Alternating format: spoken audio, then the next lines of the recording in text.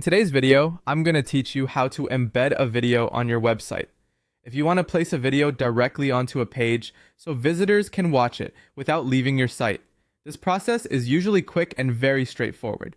In this walkthrough, I'll show you the basic flow from getting the embed code to placing it into your website page. To begin, open the video that you want to add to your website. Make sure you're on the correct video page because the embed code is generated specifically for that individual video.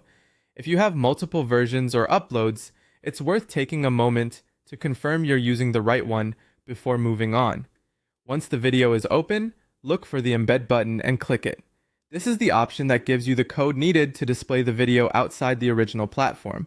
Depending on where your video is hosted, the embed button may appear near sharing options, publishing settings, or somewhere around the video preview. The goal here is simply to open the embed settings so you can choose how the video will appear on your site. After that, choose the style you want to use.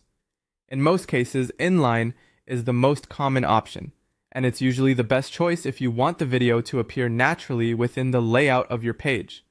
An inline embed typically places the video directly in the content area, making it feel seamless for your visitors. If your platform offers other styles, you can review them, but if you're unsure, inline is generally the safe and standard option.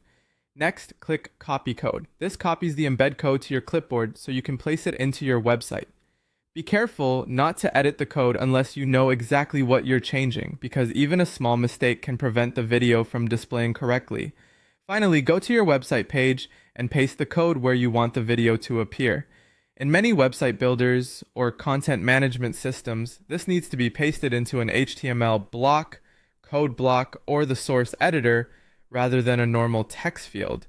That's an important detail because if you paste embed code into a regular text area, it may show up as plain text instead of displaying the actual video. Once the code is pasted, save or update the page and preview it to make sure the video loads properly and appears in the right location. And that's it. Your video should now be embedded on your website and ready for visitors to watch.